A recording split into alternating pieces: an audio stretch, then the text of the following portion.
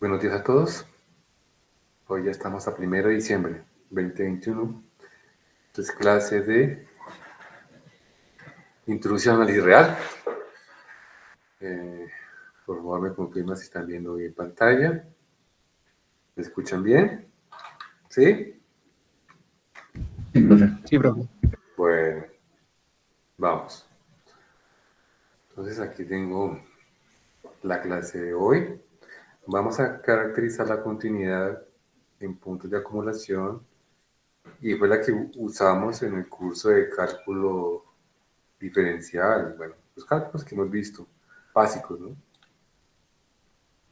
Muy bien. Esta definición de límite me hace recordar nuevamente el gran Olag Lima, donde él hablaba que los límites interesantes eran aquellos donde realmente la función no está definida, ¿no? Pues era muy curioso porque, por ejemplo, cuando uno está en el colegio o allá en el curso de, inclusive, de cálculo diferencial, a uno le planteaban este límite, por ejemplo, un límite cuando x tiende a 1, por decir algo, ¿no? De x al cuadrado menos 1 sobre x menos 1, ¿no? Y efectivamente, uno decía, esto es el límite cuando x tiende a 1, de x menos 1 por x más 1 sobre x menos 1. Pero como x no es 1, yo quiero ver el comportamiento de esta función, digamos que esta sea la f de x. Y perfectamente ustedes ven que el dominio de f son todos los reales, quitándole el 1 exactamente. Entonces, como yo quiero ver el comportamiento de esta f cuando yo lo evalúo en puntos muy próximos a 1, observe que 1 es un punto de acumulación de la recta real, ¿cierto? Con la métrica usual. Entonces, por eso uno puede eliminar este x menos 1, porque realmente requiere el comportamiento, no en 1, sino números cercanos a 1. Por lo tanto, estos son distintos de 0, los puedo eliminar. Me quedaría el límite cuando x tiende a 1 de x más 1. Esta nueva función, digamos, g de x, tiene dominio de g toda la recta real. Además es continua y por lo tanto, cuando una función es continua, ese límite se resuelve evaluando la función en 1. El límite cuando x tiende a 1 de g de x y g de 1, pues g es continua, ¿no? Es continua, en particular continua en 1, ¿cierto? Es continua. Entonces, listo. De ahí, pues la persona, cuando la función era continua, simplemente evalúa y daría 1 más 1. 1 más 1 daría 2. Entonces, cuando le piden límites sobre funciones continuas, puntos de acumulación, como es el 1 para el dominio de la función, el dominio es toda la recta real y 1 es punto de acumulación, pues sencillamente evaluar esos límites es una cosa demasiadamente sencilla. Es simplemente evaluar la función en el punto. Entonces nos decía el Elon, la de Lima, que un resultado importante era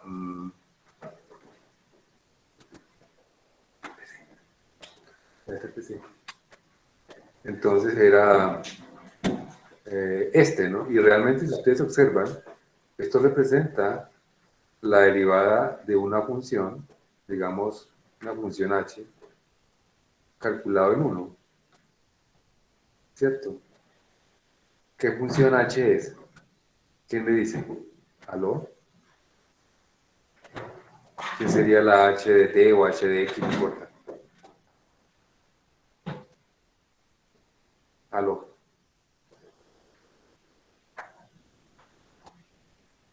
¿Qué sería la función? Este límite está calculando una derivada. ¿Me están escuchando, por favor? Sí, profe, pero no, por lo menos a mí no se me ocurre. No sé qué es cuadrado. H al cuadrado. Sí, la derivada de la función x al cuadrado en 1 se evalúa así, ¿no? Recuérdense que en este caso, h' en 1 sería el límite cuando x tiende a 1 de h de x, por ejemplo, menos h de 1 sobre x menos 1. ¿Estamos de acuerdo o no? ¿Aló? Sí, profe. ¿Estamos o no? Sí, bro. Sí, eso es cierto. Entonces, nos decía el gran Elon Lagelino que uno de los límites interesantes que aparecen era aquellas para cálculo de derivadas. Y efectivamente, esta función f de x que está calculando el límite, la derivada de la función cuadrática en 1, no tiene dominio, en su dominio está excluido el 1 y es un límite interesante. Pero el límite interesante es donde la función realmente no está definida en 1. En otras palabras, para hablar del límite, a mí no me interesa que la función esté definida en el punto donde estoy calculando el límite. Lo que necesito es que yo la pueda evaluar en puntos muy próximos a ello. Y decir que la puedo evaluar en puntos muy próximos a ello es porque el dominio de la función, donde calculo el límite, ese punto debe ser un punto de acumulación. Eso es lo que me importa para caracterizar la continuidad con la noción de límite. Y realmente no me interesa cómo define la función. Entonces, una cosa bien curiosa, y esto a nosotros nos enseñaron desde muy chiquititos, que cuando uno hace esta operación, factoriza y simplifica, está quitando la indeterminación.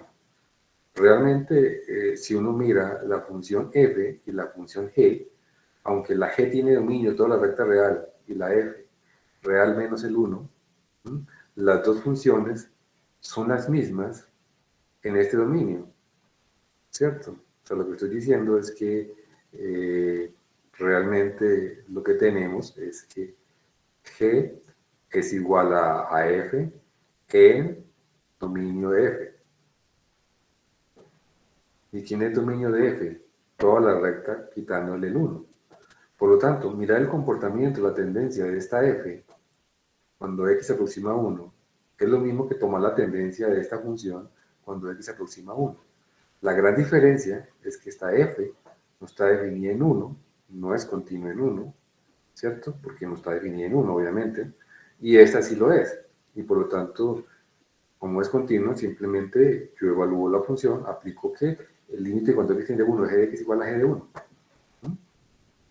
Por eso, el Elon decía, a veces cuando a uno le enseña límites y le piden que el límite cuando x tiende a 2 de, digamos, x al cuadrado más 4, y que coloquen que esto da 2 al cuadrado más 4, que da 8, eso no es calcular límites, es una cosa muy trivial, demasiadamente trivial. ¿Por qué? Porque esta función que está involucrada es una función que es continua en 2, y lo que está haciendo es evaluando la función en 2. Y no hay nada que hacer. Pues los límites que tienen chiste son aquellos donde la función posiblemente no esté definida en el punto. Entonces, ¿qué límites son interesantes? Que uno mira en el cálculo y que le saca un jugo. Por ejemplo, ustedes recuerdan este límite fundamental, límite cuando x tiende a 0, de seno de x sobre x. ¿Cierto que sí? Sí, señor. ¿Cuánto hace el límite? 1. 1. Entonces observe que esta función que está acá es una función que su dominio no acepta 0. El dominio de f son todos los reales quitándole 0. Y yo les digo que esto representa la derivada de una función en 0, siendo la función h de x igual a seno de x.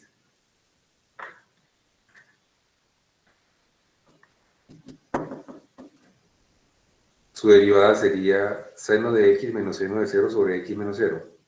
Y quedaría exactamente este cociente, cuando x tiende a 0. Entonces, realmente este límite fundamental trigonométrico, si ustedes no lo han visto, de esa manera, es la derivada de una función en un punto. ¿De qué función? Del seno de x de 0.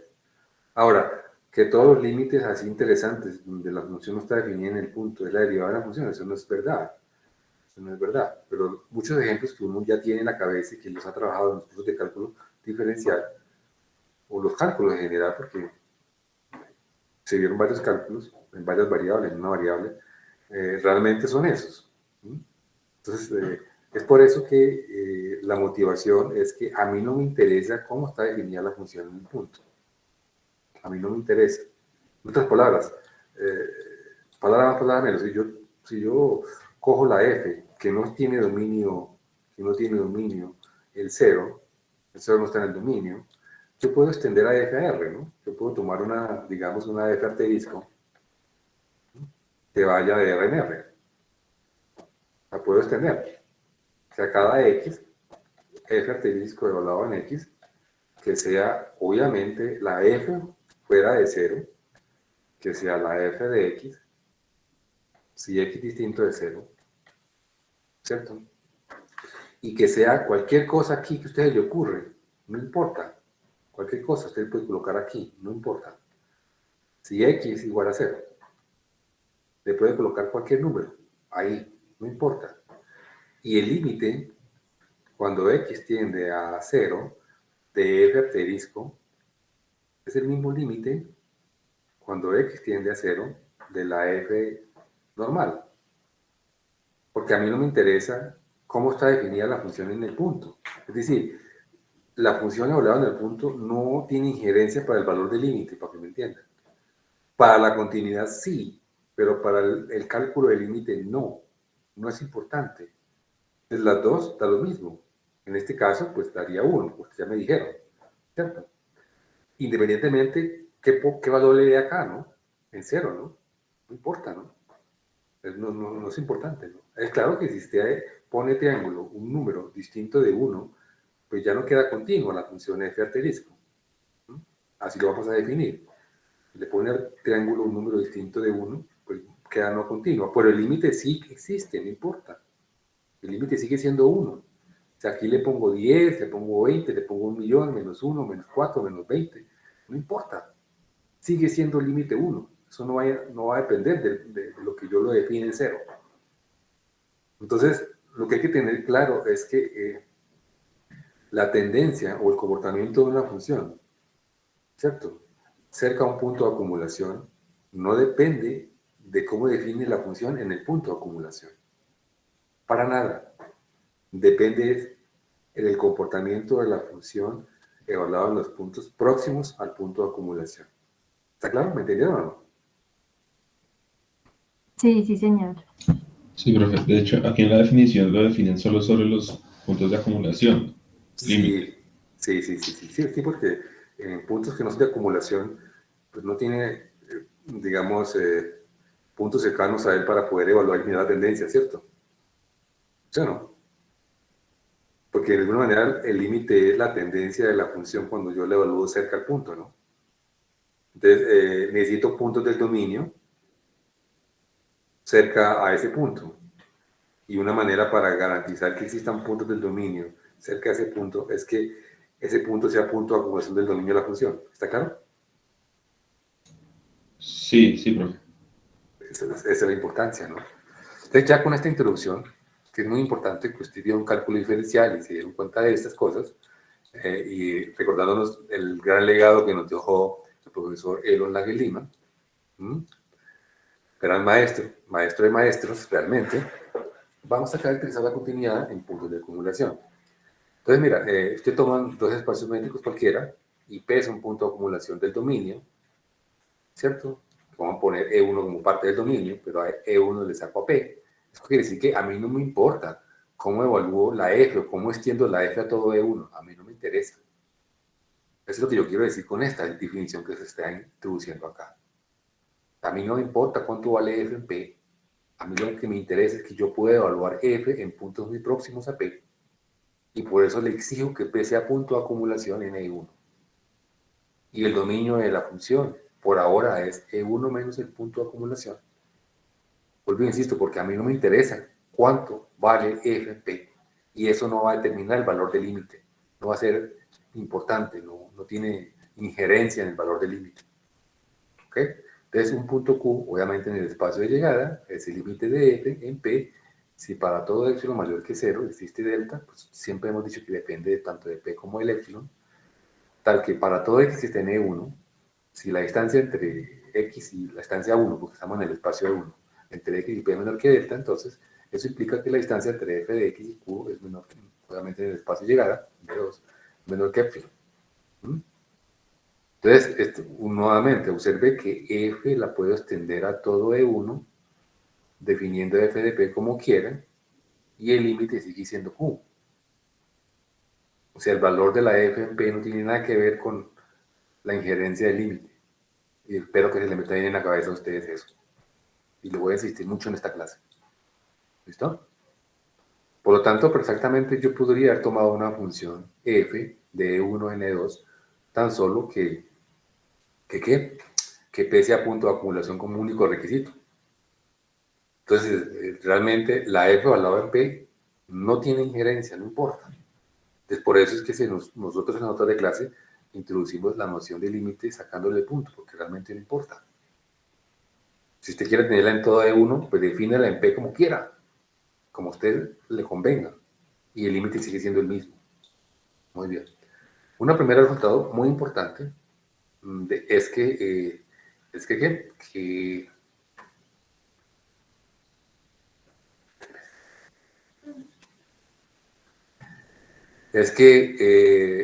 cuando el límite existe es único, ¿cierto? No puede haber dos límites. Y esa prueba es una prueba estándar, muy típica, ¿no? Supongamos que hay otro, además de Q, un Q', en E2, otro límite. Coge cualquier epsilon mayor que 0. Va a tener dos deltas, uno para cada punto, para cada límite. Un delta 1 y un delta 2. Digamos que el delta 1 es ¿para qué? Para Q, y el delta 2 para P. Para Q', perdón. Entonces, si esto es menor que delta 1, entonces estas distancias son menor que epsilon medios, y estas son menores que delta 2, esta es una distancia Q', sus imágenes es menor que epsilon medios. Toma, obviamente, como siempre, delta el mínimo de los dos. Entonces, si x está en 1, tal es que la distancia entre x y p es menor que delta y mayor que 0, o sea, no le permito que x es igual a p, se tiene que estas distancias entre q y q', pues usa desigualdad triangular con el punto de pivote f de x, para ir distancia entre P y Q, de Q y Q', entonces Q a f de x y de f de x a Q', pues eso queda dos veces epsilon medios, que da epsilon, pero como esto es para todo epsilon mayor que 0, entonces realmente lo que tenemos es que la distancia 2 entre Q y Q' es igual a 0, y por lo tanto, pues los otros puntos son iguales, no pueden haber dos límites distintos, es decir, si existe, es único. Generalmente uno escribe así, ¿no?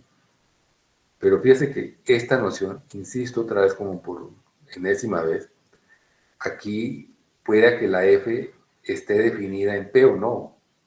Lo importante es que P sea punto de acumulación del dominio de F. ¿Listo? ¿Está claro? Sí, sí, señor. Sí. Eso es lo importante, que P sea punto de acumulación del dominio de F. Que si F esté evaluada en P o no, eso no tiene ninguna injerencia en el cálculo del límite. Bien claro que lo tengan. Bien clarito, por favor. Muy bien. Entonces, si P es un punto de acumulación de 1 y F es una función que va de 1 a 2, uno puede definir su límite como la f asterisco, donde la f asterisco es la misma f por fuera del punto P. Realmente, ¿no? Es la misma f por fuera del punto P. O sea, no me interesa. Si realmente a mí no me interesa tenerla evaluada en P. Es una manera de definirla, no importa, ¿no? Aunque yo lo podría haber dejado directamente, ¿sí? Haciendo énfasis en que a mí no me interesa f evaluado en P. Entonces yo cojo una f asterisco, que es la misma f, sin evaluación en P. Ustedes observan eso, ¿no? La f asterisco y la f, sin evaluación en P. Se la saco para seguir con la idea acá, cómo definimos el límite, ¿no?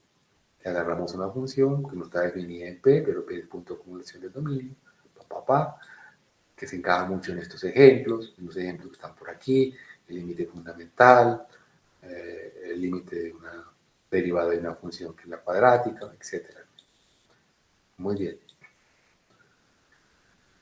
Ok, para seguir con el ejemplo, si ustedes, con lo que yo les decía aquí, que estas dos funciones, tanto la f como la g que están acá, que estoy marcando con la manito, son iguales en el dominio de g, de f.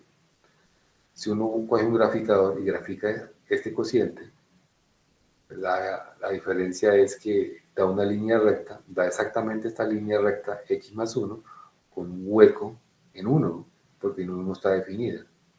O sea, la gráfica de f es la recta x más 1 con un hueco en 1, 1. 1, 2, perdón.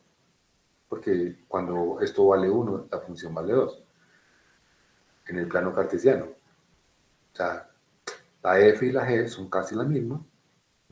Esta tiene un hueco en 1, 2, esta no tiene hueco, esta lo llena. Y ya, eso es todo lo que está. Y eso es lo que a nosotros nos enseñaron cómo quitar la indeterminación. Curioso, ¿no? Esa palabra que me dijeron allá en el curso de cálculo. Muy bien. Muy bien, entonces así se define cuando yo tengo, bueno, si yo tengo toda la función definida en E1, pues pongo la restringo y le quito el punto en P y la jugada ahí que pues sobraría, pero bueno, como para hacer énfasis en que no interesa la F al lado en P, nada más. Entonces, de acuerdo a esta definición anterior, uno puede decir que esa F es continua en P, siendo P punto de acumulación del dominio, si se tiene esta igualdad. Que esa fue la definición que nosotros nos dieron en el curso de cálculo. ¿Ok? Esta fue la definición de continuidad, ¿no? El curso de cálculo. Y eso es muy sencillo de verlo pues, a partir de las definiciones, ¿no? Nosotros que vimos, vimos que F es continuo en P. Está pensando, ¿no? En una F, aquí, quiero aclarar que F está yendo de 1 a E2, ¿no? Siendo E1 y 2 espacios métricos, ¿no? Y usted pone P en el 1 y va a decir que F es continuo en P, que pertenece a E1. Es equivalente a que para todo epsilon mayor que 0 fue la definición que dimos. Existe delta que depende, en muchos casos, tanto aquí depende de P, ¿no? Y de epsilon. Ajá. Tal que para todo x en E1, si ese x, la distancia P es menor que delta en la métrica de 1, entonces en la métrica de 2, f de x y f de P es menor que P. Pero obsérvese que esta relación se tiene siempre si x igual a P. Porque si x igual a P, pues esto vale 0 y esto vale 0. La distancia, ¿no? Entonces realmente a mí me interesa es que esta implicación se tenga para los puntos de la bola, ¿cierto? Centrada en P de radio delta, que no sea P. Entonces por eso que esto que tenemos acá, que la tenemos como continuidad y que lo vimos en la clase pasada, es equivalente a pedirle que el límite con f de P de f es igual a f de P. ¿Este límite qué significa? Que para todo epsilon existe delta, que depende de P y epsilon, tal que para todo x en 1, si esa distancia es menor que delta, pero que no sea P, aquí no sea P, entonces sus imágenes es menor que epsilon, pero es que este f asterisco es la misma f, fuera de P. Entonces estamos diciendo exactamente lo mismo. Aquí le estamos aumentando cuando x igual a P, pues que x igual a P, esto siempre se tiene. ¿Ya? Lo importante es que este límite valga f de P. Eso es lo importante, para que las dos definiciones coincidan. ¿Cierto? Entonces, por eso que la caracterización es muy sencilla, cuando el P es punto de acumulación del dominio de f con este límite. Es muy bonito. ¿Ya? ¿Ok? ¿Hasta ahí alguna pregunta, por favor? ¿Se están teniendo? No, profe, por el momento no. ¿Está claro? Sí, profe, claro. Bueno. Aquí hay unos ejemplos muy bonitos, y eso ya lo hemos hablado en la clase pasada. Si tú pones, por ejemplo, realmente esto es una sucesión, que es la identidad, ¿no? Que a cada n toma la n en la recta real, la sucesión de identidad. Decíamos que cuando el dominio es discreto, automáticamente ella es continua, puesto que dado un punto n, para cualquier n, dado un epsilon, tome delta menor que 1, y las bolas en ese espacio discreto se reducen a un punto, y obviamente f de ese punto está contenido en la bola centrada en R, en f de n, coma epsilon, con radio epsilon. Es obvio, ¿no? ¿Sí? El dominio de f no tiene puntos de acumulación y por lo tanto, pues no tiene sentido usar la noción de límite para la continuación, para la continuidad de una función en un punto. Simplemente a partir de la definición directa, ¿no? De continuidad. Entonces, vamos a usar siempre la noción de límite cuando P es un punto de acumulación del dominio. ¿Ok? Cuando no, pues no es necesidad. No necesitamos eso. Y ya hemos dicho que en general, cuando uno tiene una función con un espacio discreto, como está aquí en el ejemplo 13, que si hace un punto aislado de 1, entonces f es continuado, pues sí, ya lo hemos dicho, hay un delta, un radio delta, que depende de tal manera de que la bola se reduce solamente a un singulete, y obviamente esta contenencia, que es la definición general de continuidad, se tiene trivialmente, y en general, si este espacio de partida era un espacio discreto, decíamos que la f automáticamente era continua. ¿Estamos de acuerdo? ¿Estoy de acuerdo en la clase pasada? Sí, sí, señor. Sí, eso lo hemos dicho fácilmente, ¿no? Entonces, nosotros estamos viendo la definición de límite así, donde esta f asterisco es, si la f está definida en P, se lo saco.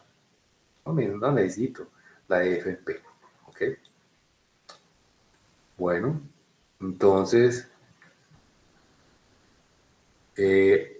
cuando salgo de un espacio métrico cualquiera y llego a R con la métrica usual, ¿cierto? Y P es un punto de acumulación de E, entonces, esa es la notación de límite cuando x tiende a p de f de x igual a L, y si ese L es positivo, entonces va a existir un delta, un radio en el conjunto de partida, de tal manera que si x dista de p menor que delta, entonces la f tiene que ser positiva.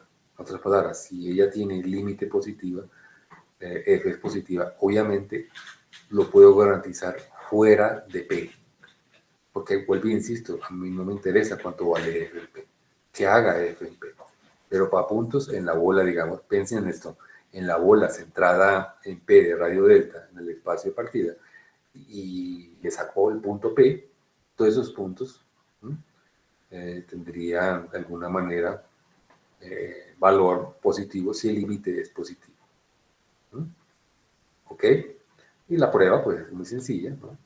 Si tiene límite positivo, en torno a ese punto donde estoy calculando el límite, la función es positiva, es lo que está diciendo. Todo porque estamos llegando a la recta real y aquí estamos pensando siempre en la métrica usual. ¿Ok? Entonces, en efecto, para todo epsilon igual a L medios, porque L es positivo, L medio es positivo, va a existir un delta tal que si se tiene esta condición, implica que el f de x menos L es menor que L medios y supera a menos L medios. ¿Ok? Entonces, si usted suma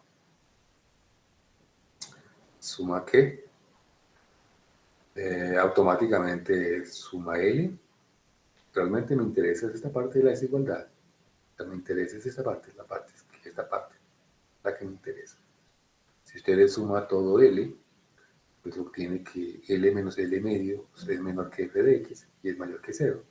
Y entonces, pues, automáticamente la función evaluado en todos los puntos x que no sean p y que están en la bola centrada en p de radio delta, tienen imagen mayor que 0. Ella es positiva. No sé qué pasa en p, a mí no me interesa, realmente no me interesa, pero fuera de p sí. Ahora, cuando le pido continuidad en p y en f de p es positiva, pues obviamente en toda la bola centrada en p de radio delta es positiva. Pero cuando tengo solamente límite, no. En p no tengo control. Porque vuelvo e insisto, el valor del límite no tiene, digamos, o sea, no es condicionado, no está condicionado a cuánto vale la función en el punto P. ¿Ok? ¿Está claro hasta ahí? Sí, Por señor. favor. Muy bien. ¿Ok? Listo. Entonces, eso me lleva a al colorario número 16, cuando ya tengo funciones llegando a la recta real, donde ya puedo hacer álgebra de funciones, puedo sumar, puedo restar, puedo hacer productos y puedo hacer cocientes. Puesto que el espacio de llegada, además de ser un espacio métrico, tiene una estructura adicional, tiene una estructura de cuerpo, permite hacer operaciones algebraicas ahí. ¿Listo? Te me permite hacer estas sumas, estas restas, estos productos y estos cocientes.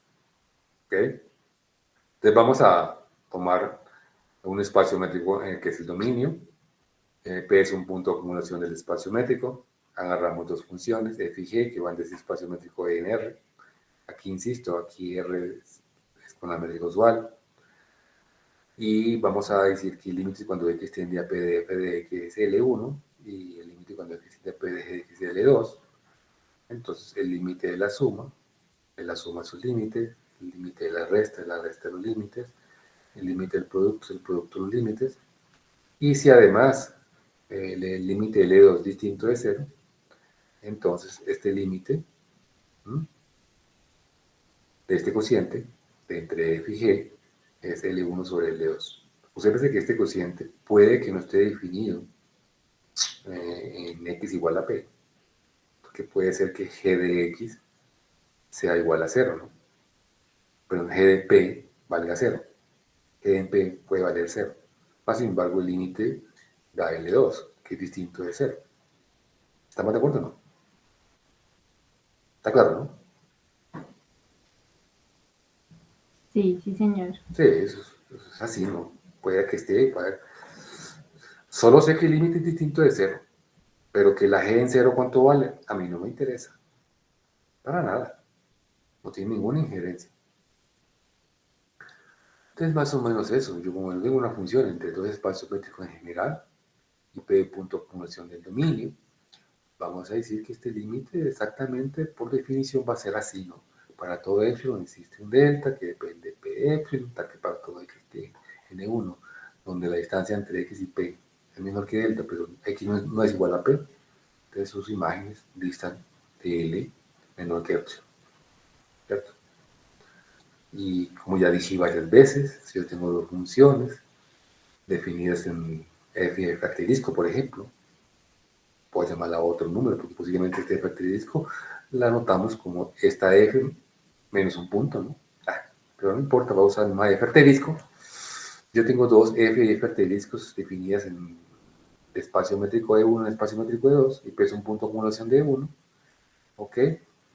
Son tales que las restricciones de las dos, ¿cierto? A de 1 menos p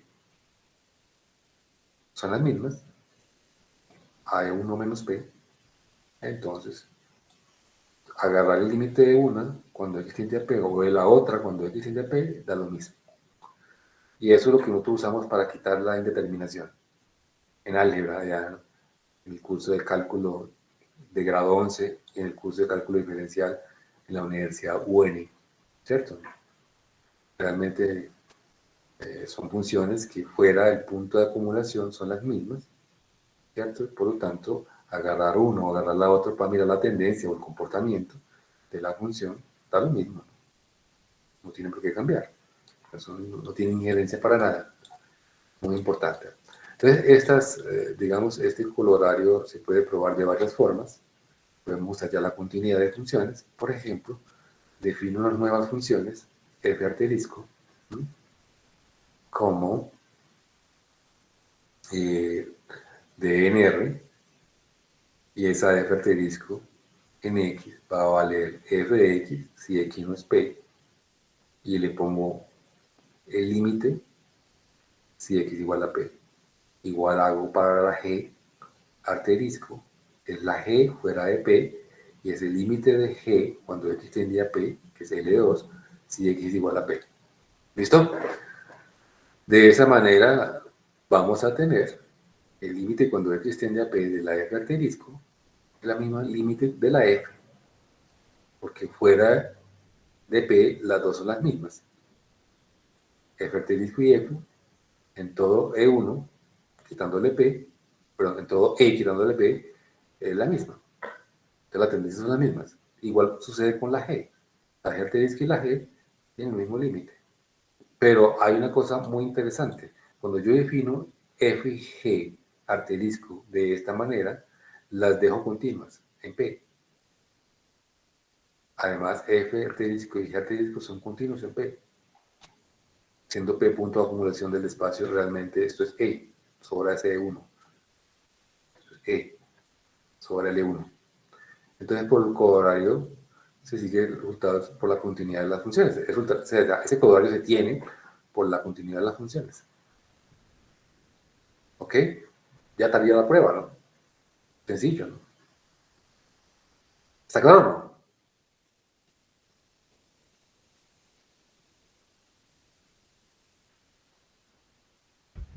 Más o menos, profe. Porque más o menos. O sea, hay partecitas que estoy pensando que pues sí puede ser lógico, pero no lo tengo como muy bien procesado. Pero sí ve que hasta este punto que estoy marcando acá, ya se tiene la prueba. Aquí se termina la prueba. Lo que pasa es que aquí hay otra forma de hacerlo, ¿no? La manera clásica de mostrar estas propiedades del límite es la siguiente. Es la clásica, otra alternativa. Pero hasta este cuadrito ya se tiene la prueba.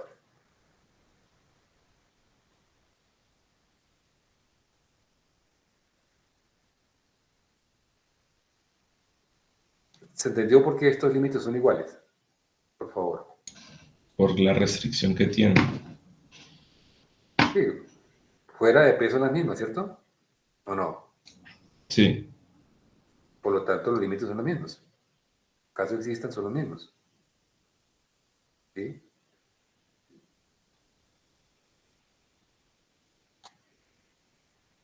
Bueno, entonces, ¿cómo uno prueba? Pues uno dice, yo quiero calcular el límite cuando x tiende a P, que ya es un cálculo realmente, de f más g, evaluado en x. Pues esto es el límite cuando x tiende a P. ¿De quién?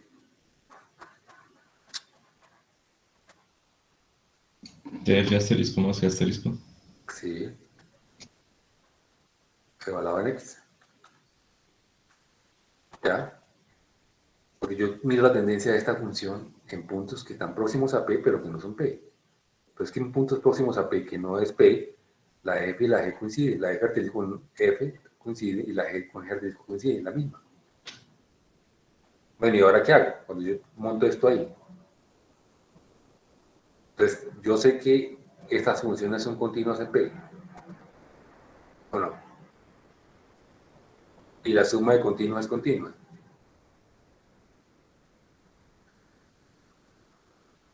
Entonces, esto es f asterisco más g asterisco, evaluado en dónde? En P. ¿Y cuánto vale eso? Me daría f asterisco en P más g asterisco en P. ¿Y cuánto vale eso? Pues L1 más quién?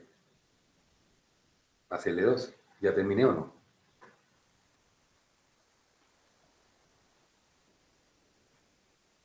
¿Estamos? Sí, profe. Eso es. Entonces, realmente la manera clásica que uno hace siempre es la parte 2, otra forma de probarlo, ya usando epsilon delta. Es muy sencilla, ¿no? Entonces, por ejemplo, cuando yo quiero trabajar la suma, cuando uno quiere trabajar la suma, uno siempre trata de hacer cuentas sobre la llegada. Y la llegada es la diferencia entre f de x más g de x menos L1 más L2. Esa es la llegada. Y esto por desigualdad triangular y agrupando es menor que f de x menos L1 más g de x menos L2. ¿Mm? Y yo necesito, eso es lo que necesito concluir, que esto sea menor que ¿qué? Que un épsilon. Dado épsilon mayor que 0, debe existir un delta mayor que 0, ta, ta, ta, ta, Y la conclusión es esta. Entonces uno dice, bueno, pues chévere. Si me dan el epsilon mayor que 0, hay un delta 1 y un delta 2, donde yo puedo pedirle que esto sea menor que ¿quién? Estrictamente menor que epsilon medios, exactamente, y esto sea menor que epsilon medios, ¿cierto? Y uno sabe que epsilon medio más epsilon medio da epsilon. Pero ¿por qué tomar epsilon medio más epsilon medio? Pues es cuestión de distinto, pero alguien puede haber dicho aquí epsilon cuartos y aquí 3 epsilon cuartos, ¿o no? ¿Está claro? ¿Sí o no? Sí, profe. Lo importante es que esas dos sumas le den epsilon. Eso no importa. Pero por tradición toman epsilon medios, pero no es necesario tomar epsilon medios. Pueden tomar epsilon tercio y 2 tercios de epsilon. 1 tercio de epsilon y 2 tercios de epsilon. Lo importante es que aquí tomen un A epsilon, digamos, y aquí un B epsilon, tal que A más B, ¿cuánto va a valer?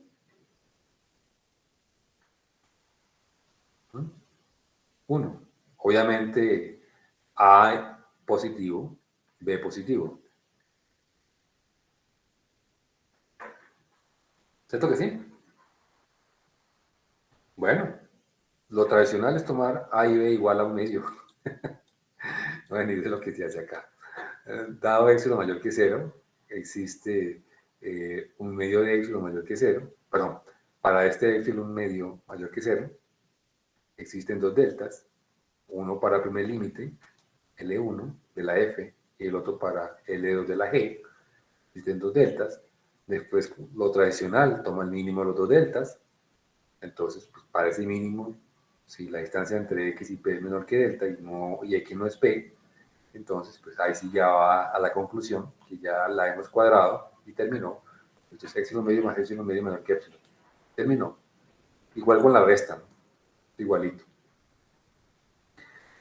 ¿Cuándo es el producto? Nuevamente en el producto hay que trabajar sobre la conclusión y por eso aquí sí está hecho. Yo quiero estimar f por g menos L1 por L2. Pues aquí hacemos lo que nos enseñó Yuta Takeuchi, ¿cierto? Suma, resta, resta, suma. Y aquí le estamos restando L2 por F y aquí le estamos sumando L2 por F. ¿Cierto? ¿Sí o no? Aplico desigualdad triangular. Aquí sale valor absoluto de f de x por g de x menos L2. Y aquí me sale valor absoluto de L2, f de x menos L1. ¿Cierto? Entonces la pregunta es, ¿cómo estimar esto?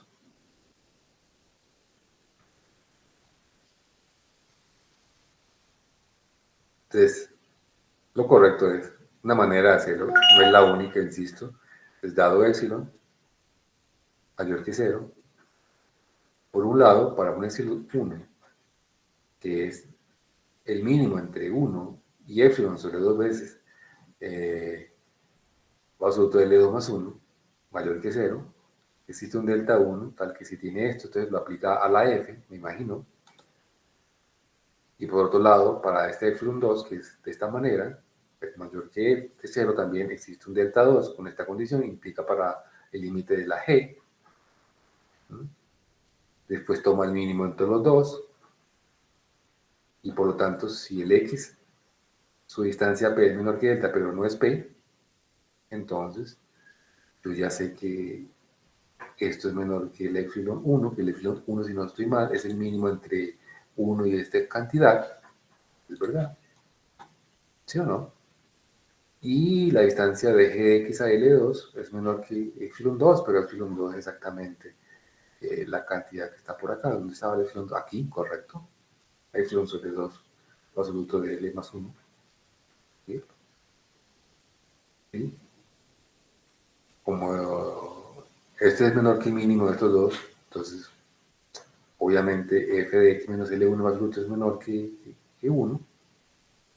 Se sigue que f de x es lo absoluto menos, sí, porque realmente esto que está aquí, propiedad de desigualdad, valor absoluto que les llena 1 por allá, esto es mayor o igual que valor absoluto de f de x menos absoluto de L1. ¿Listo? Entonces, esta diferencia es menor que 1 y por lo tanto ya cuadró porque habíamos quedado exactamente aquí, en esta estimativa, ¿cierto? Pero f de x, ¿cierto? En grado absoluto es menor que 1 más el grado absoluto de L1 por esta desigualdad que está aquí. ¿Mm? Y g de x menos L2 es menor que esta que está acá. Epsilon sobre 2, aquí tiene L2, aquí tiene epsilon sobre esta cantidad. Entonces, es claro que esta primera es epsilon medios, pero esta segunda es menor que epsilon medio porque el denominador es mayor que este numerador. El absoluto de L2 es menor que el absoluto de L2 más 1. Esto es menor que epsilon medio más epsilon medio, pues da epsilon. Es la estimativa. ¿Cómo se le ocurrió estimar así? La gran pregunta, ¿cierto? Entonces, ¿qué dice?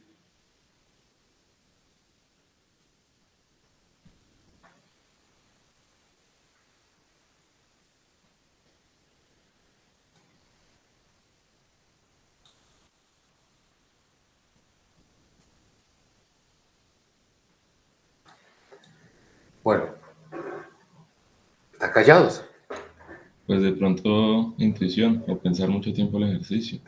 Sí, mira, yo les dije que uno primero estima lo llegada, y la llegada es acá. Entonces llega y se para acá. Se para sobre esto. Y uno siempre piensa en el epsilon medio más epsilon medio. Entonces uno dice, caramba, yo podría decir ¿qué?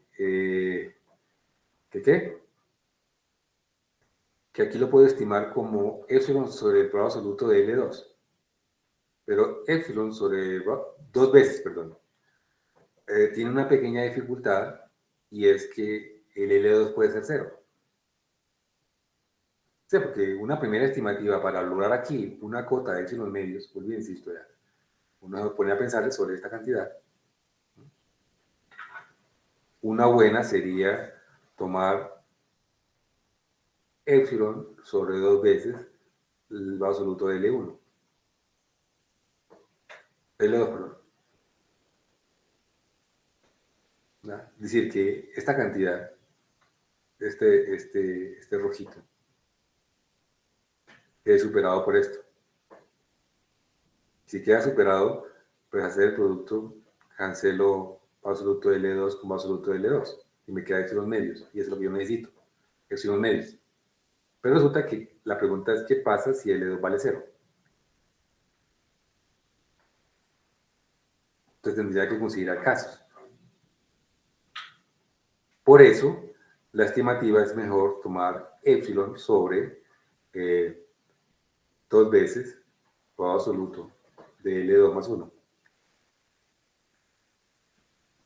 ¿Por qué razón? Porque si yo tomo esta cantidad, automáticamente yo veo que L2 en grado absoluto sobre grado absoluto de L2 más 1 sí es menor que 1.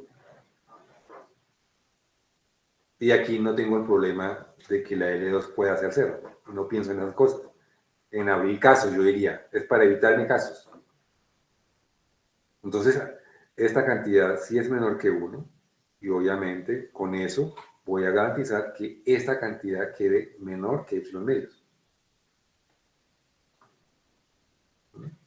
Es por eso que para la F, si ustedes logran, para la F, para la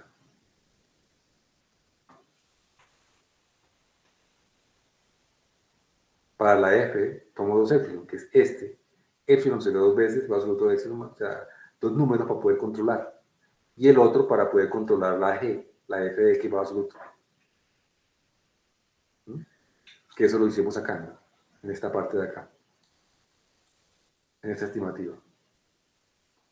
¿Dónde está? Por acá, por acá, por acá, por acá, por acá, por acá, por acá.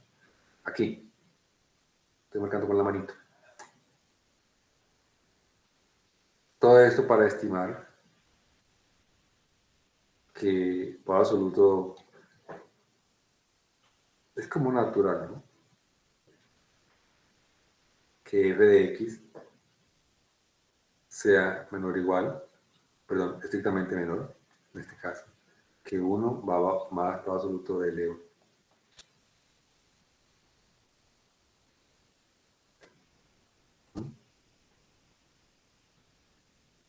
Eso es correcto.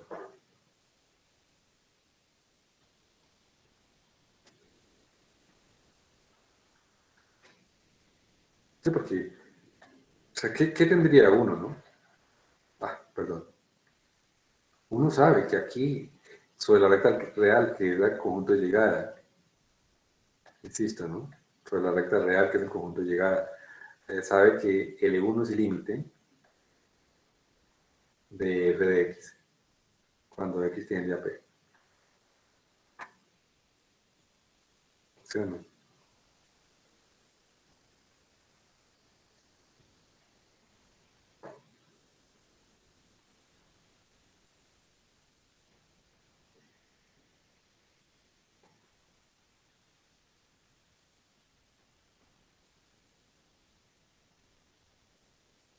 Entonces, perfectamente. Yo no sé cómo es el L1, si es positivo o negativo, no importa.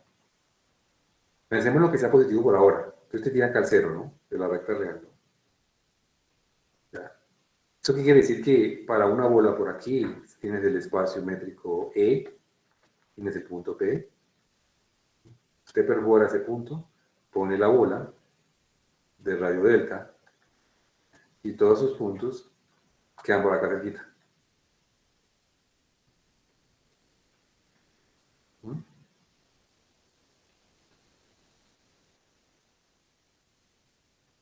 Entonces, si pone epsilon más 1, pues está tomando, digamos, de alguna manera este intervalo, voy a ponerle otro color amarillo, donde tienes el grado absoluto de L1 más 1, y tendrías por acá, ¿no? El opuesto, ¿no?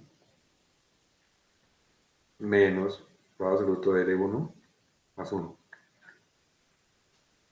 Bueno, aquí el grado absoluto, ¿no? Listo.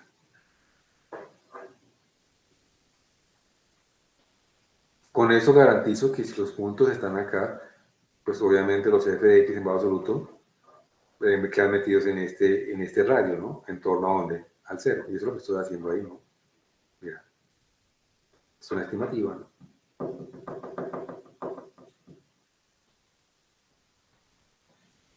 Yo sé que los f de x están cerca de L1. L1 puede ser positivo o negativo, no importa, ¿no?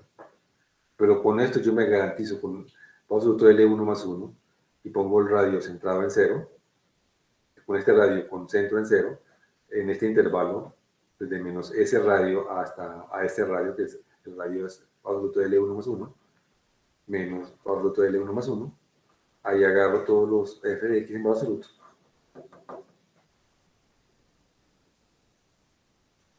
Más o menos lo que estoy diciendo, palabras más, palabras menos. Cuando yo tomo los x en una bola aquí, digamos una bola delta 1, los f de x quedan acotados en torno a L1. Y si están acotados, yo los puedo meter en un radius con centro en cero en la recta real de esta forma, con 1 más o absoluto de L1. Existe este delta 1. Es la manera como se está acotando. Entonces, el problema en el producto, para mí el problema grande en la estimativa del producto que está aquí atrás este es el problema. Es la mayor dificultad. Aquí uno como que se la huele y uno intenta con esta, ¿no? Pero con esta cota tiene problema cuando L2 vale 0. Y con esta yo lo arregla por esta condición. Aquí es fácil, pero aquí la idea es cómo yo acoto f de x. Para puntos cercanos a P en una bola de radio delta. Y es como lógico lo que estoy haciendo acá. Porque si en esa bola de radio delta para delta pequeño, sacándole el punto P, las imágenes están cercanas a L1, es porque las imágenes sobre esta bola las puedo acotar en una bola centrada en cero con un cierto radio adecuado. Inclusive el radio que incluye el grado absoluto de L1. Es la manera que uno lo hace.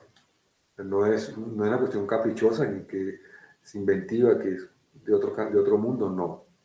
Es como lo más natural que uno puede pensar cuando quiere acotar este problema en la estimativa, el grado absoluto de f de x. Lo quiero meter en una bola centrada en cero con un radio adecuado que involucre al grado absoluto de L1. Y es así, de una manera fácil. ¿Listo? Entonces salen cuentas perfectas, epsilon medios, epsilon medios y ya. Aquí no hay ningún problema, pues esto se cancela. Pero acá este cociente sí es menor que 1, como ya lo expliqué. Grado absoluto de L2 sobre grado absoluto de L2 más 1 es menor que 1. Y para el ítem 3, basta comprobar que el inverso multiplicativo de G tiene límite 1 sobre L, sabiendo que L2, 1 sobre L2, L2 distinto de 0. Entonces, nuevamente uno hace la estimativa. La llegada es 1 sobre G de X menos 1 sobre L2. Al hacer las operaciones algebraicas, llega acá. ¿Cuál es el problema de todo esto? Nuevamente el problema es acotar esta parte. Ese es el problema. El grado absoluto de L2 es buenísimo, pero esta no es buena. El G de X. Entonces, por eso que, ¿cómo acotamos G de X? G de X se acota con un epsilon o con un delta, con un epsilon que involucre L2. Y es grado absoluto de L2 sobre 2. Para llegar a esto, aquí resuelve el problema. De tal manera que 1 sobre G de X grado absoluto es menor que 2 sobre grado absoluto de L2. Y ya lo acoté. Ya hice la cota necesaria. Y entonces tomando dado epsilon, tomando epsilon 2 de esta manera, el mínimo de estos dos, uno para acotar esta parte y el otro para acotar el producto de L2 al cuadrado sobre 2, pues ya tendríamos. Muy bien. Porque, ¿qué pasaría cuando llego a la estimativa?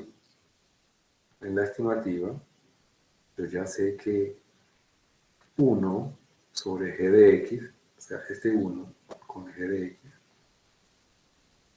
es menor que 2 sobre absoluto de L2. Después aparece un 1, ponémoslo con otro color, un 1 con el grado absoluto abajo de L2. Quedaría esto.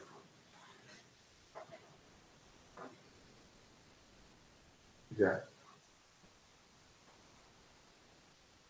Como ahora sí L2 tiene hipótesis distinta de 0, entonces yo puedo usar L2 al cuadrado, grado absoluto sobre 2, para que este 2 contra este otro 2 y este al cuadrado contra este producto.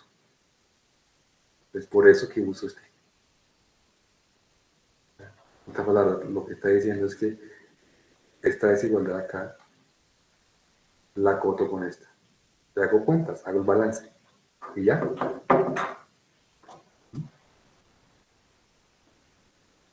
Entonces, primero, lo que uno haría es acotar 1 sobre G de X en grado absoluto. Y lo acoté con 2 sobre grado absoluto de L2. Ya tengo 1 sobre L2 en grado absoluto. Entonces, para la parte amarilla, debo ponerle grado absoluto de L2 al cuadrado para contrarrestar este producto. Y el 2 para contrarrestar este 2 que está acá. Y ya acabó. Muy bien. ¿Hasta ahí alguna pregunta, por favor? Profesor, Dime. ¿Todo bien, cierto? la última desigualdad no sería igual en la parte de arriba. ¿Acá? Sí, la última desigualdad, la que le haya el epsilon no debería ser igual. Pues sí, ¿no? Claro, porque lo que hago ahí es cancelar, ¿no?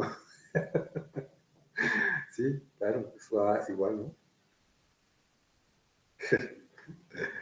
Claro, tiene toda la razón. Porque yo lo que hago es esto, ¿no? Pan, pan, ¿cierto? Y esto con esto, ¿no? ¿Sí o no? Sí, señor. Sí, eso es. Tiene toda la razón. Para arreglar la nota de clase. Tiene toda la razón. ¿Alguna otra pregunta? Está bien la jugada ahí. ¿Alguna otra Profe, pregunta? en la demostración del producto no me quedó claro por qué epsilon 1 se escoge entre el mínimo entre uno y la otra cantidad.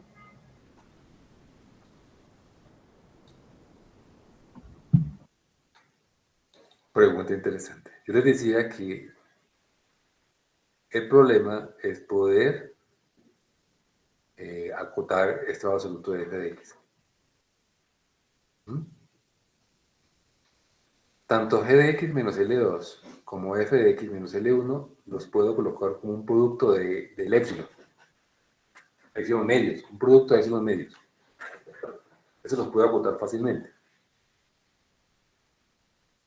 ¿Ok? Entonces, ¿por qué tomo el epsilon 1 para la f? Sabiendo que el límite de la f cuando x tiende a p da L2.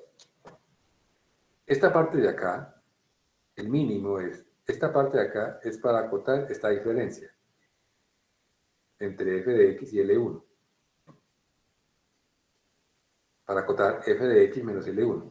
Uso esta partecita que está aquí con la manito. Necesito esto.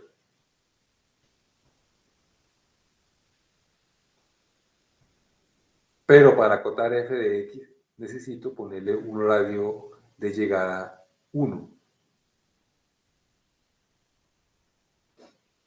alrededor del límite. Igual dibujo que yo hice acá. Aquí tengo L1, le pongo un radio 1 alrededor del límite y atrapo un delta 1 acá en este radio y después lo meto en esta bola centrada en cero de radio absoluto de L1 más 1.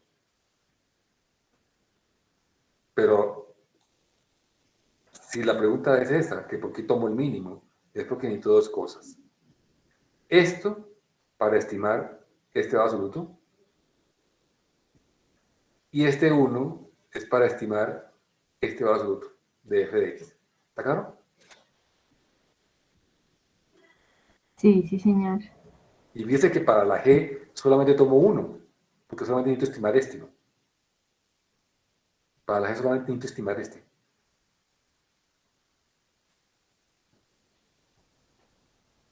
Entonces para la g, fíjese que el epsilon 2 es solamente una expresión nomás, un múltiplo de epsilon. Mientras que para la f se toman dos. Uno para acotar f de x valor absoluto y la otra para estimar valor absoluto de f de x menos L1. ¿Está claro? Sí, sí, señor, profe, ya me queda más claro. Lo mismo pasa cuando tengo el cociente. Mira, cuando tengo el cociente, el valor absoluto de L2 no tiene ningún problema, eso es una constante. Yo lo que necesito estimar son dos cosas. Este límite, que es g de x menos L2 en valor absoluto, y el valor absoluto de g de x en el denominador. Es por eso que el epsilon que tomo para la g necesito dos datos. Este valor absoluto de L2 sobre 2 para estimar el valor absoluto de g de x. O sea, este primero es para estimar, acotar. Esto es para esto. Y este azul es para este. Azul, dije. Pongámosle azulito. Este azul. Uso este epsilon. ¿Está claro? Sí, profe, ya me queda muchísimo más claro.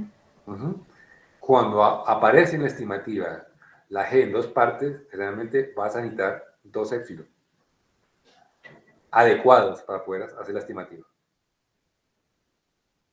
Eso sí la tenía bien clarito Yuta Takeuchi, era hábil para acotar. ¿Ustedes lo conocieron o no? No creo, ¿cierto? ¿Alguien conoció a Yuta Takeuchi? No, no, profe. No creo tampoco. Era muy hábil para acotar. Buenísimo. Para estimar y acotar. Bueno, proposición número 37. La función proyección iésima que va de R en R. ¿Qué es la proyección? Coge un vector, una n-upla, es decir, la proyección iésima, pues simplemente proyecta la iésima componente. El vector x, la salida es x sub y. Si es la proyección iésima. Las proyecciones con métrica usual, obviamente en R y en Rn, ellas quedan automáticamente continuas. ¿La razón? Pues sí, ¿no? Puesto que x sub y menos y sub y, que es la proyección iésima de x y la proyección iésima de y, en modo absoluto es menor o igual que esta suma, ¿no?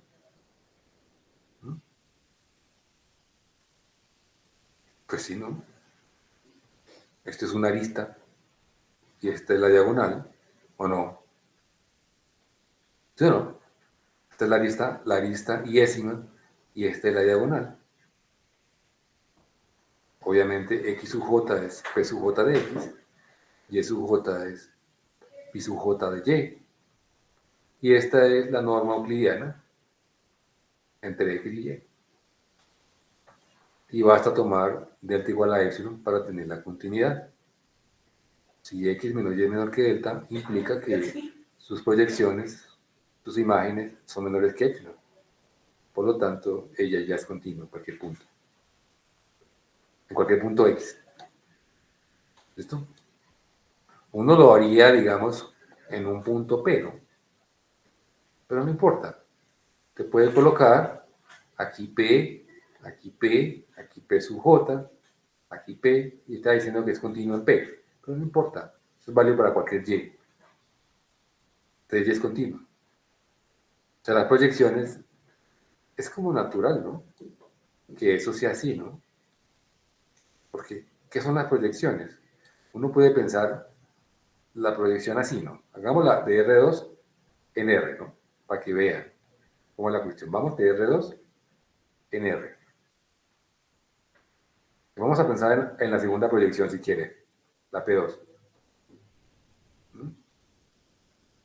Entonces, ¿qué está haciendo? Agarra cualquier par XY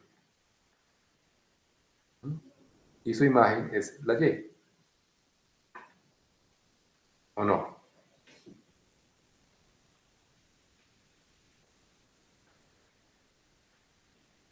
¿Estamos o no? Sí, sí, señor. Ah, bueno, entonces, ¿qué hacen ustedes? Dado el epsilon acá, para todo epsilon menor que 0,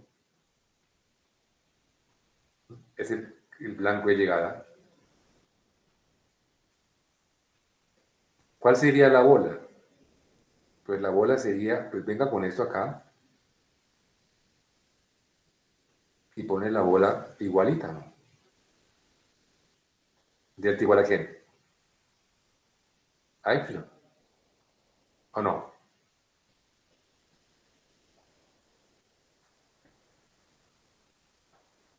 De tal manera que cualquier punto que esté aquí,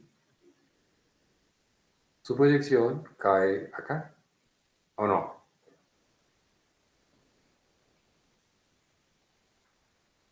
Sí, ¿Estamos? ¿Entendiendo el dibujo? sí. Ah, bueno. ¿Esto para qué? Porque cuando yo tengo una función en cualquier espacio métrico en Rn, uno puede definir las funciones componentes, que fue lo que ustedes definieron en cálculo en varias variables. Porque realmente, si usted tiene ya una función que va de un espacio métrico, no importa el punto de partida, y llega a Rn, y tienes una f, pues acá, digamos, x acá tiene una f de x, y esa f de x, ustedes saben que es una n-upla.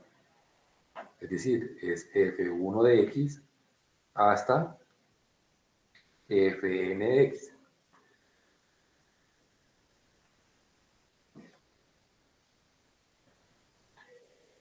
¿Sí o no? Entonces uno dice que f son las funciones componentes. Es la f1, fn, donde cada, digamos, f sub i sería una función que va de, ¿en dónde? en R o no. ¿Estamos o no? Sí, sí, señor. ¿Qué es eso? Eso se llama en cálculo en varias variables. ¿Quién enseñó cálculo de varias variables? ¿Qué profesor? ¿Mm? Profesor Fabián. Creo que me la dictó Víctor Manuel, pero se me olvidó el apellido. Ya. ¿Listo? Estas las funciones componentes. Bueno, te he dado una f de un espacio métrico cualquiera en Rn, definimos la proyección. Pues sí, efectivamente esa es la proyección. ¿Por qué? Porque si usted pone acá la proyección iésima, aquí la pi sub i y llega a r, y entonces pues sencillamente pi sub i compuesto f da la f sub i. ¿Sí o no? Debe ser así. Entonces, esas son las funciones componentes con la proyección. Es importante que aquí tengamos este espacio vectorial, CRN, todo chévere, todo bonito. Y la proposición final de hoy, de la clase de hoy, es la 38, donde me dice que yo agarro cualquier espacio métrico E, tengo una función de nRn, vuelvo insisto, Rn, estoy pensando en métrica euclidiana, ¿cierto? Entonces, f es continuo en P, si solamente si cada una de las funciones con componentes son continuos en P. Era lo que ustedes más o menos miraban en cálculo en varias variables, ¿cierto? Tan solo que arrancaban de Rm a Rn. Ya E no era cualquier espacio métrico, sino un espacio euclidiano, pero no importa. Y decían que ya era continuo si las funciones componentes eran continuas. Y la prueba es muy sencilla, porque es un sí solo sí, tiene doble implicación. Obviamente, si f es continua, entonces automáticamente las funciones componentes son continuas porque la compuesta de continuo es continua. Si esta es continua, y como la proyección es un continua, entonces la compuesta es continua. Por lo tanto, las funciones componentes son continuas. Esa es la fácil. Las recíprocas hay que trabajar un poco, ¿no? Pero no es difícil tampoco, ¿no? Va a suponer que cada f sub i es continua. Y va a probar que la f total es continua. Entonces, como es continua, tomo cualquier x en e y va a ver que esa f es continua en x. Recuerde que todas las funciones componentes van de e en r.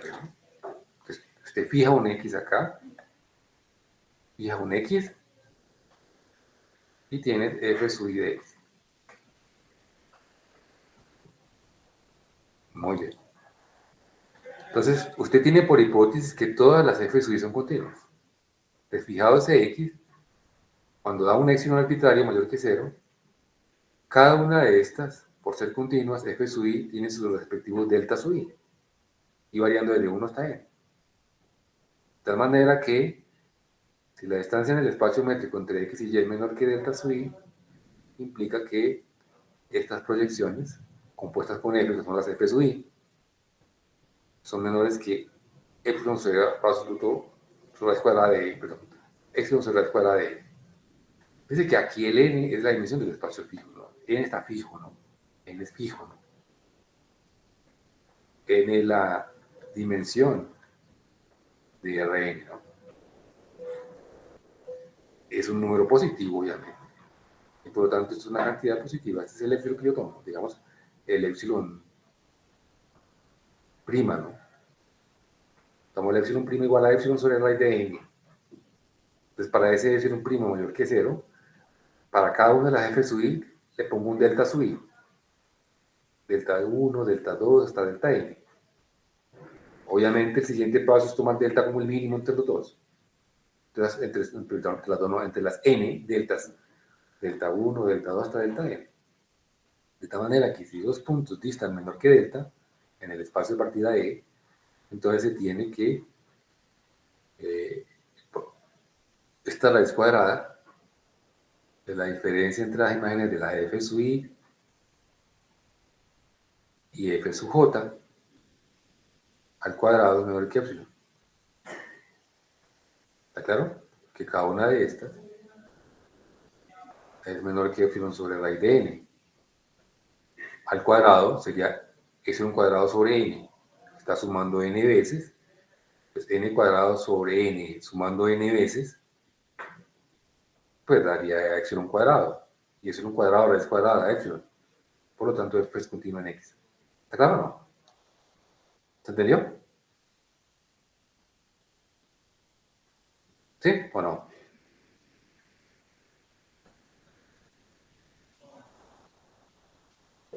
Pues ahí estoy procesando esa última parte.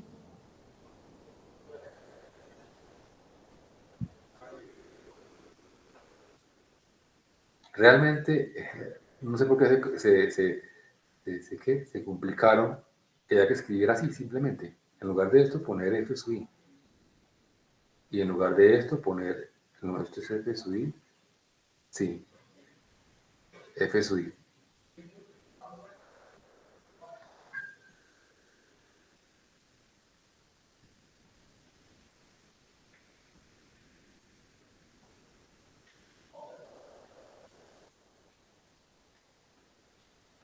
Entonces aquí tienes f sub j.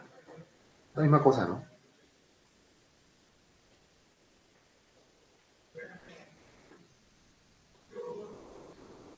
Cuando tienes la sumatoria j de 1 hasta n, cada una de estas, o sea, tú tienes esto, cada una de estas es menor, ya tienes la sumatoria, j variando desde 1 hasta n, el grado absoluto, de f sub j igualado en x menos f sub j igualado en y, todo al cuadrado.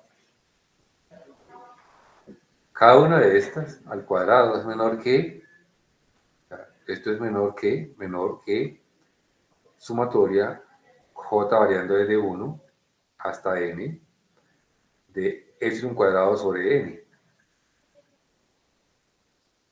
¿Cierto que sí? ¿Sí? Y esto es n veces epsilon cuadrado sobre n. Cancelo, da epsilon cuadrado.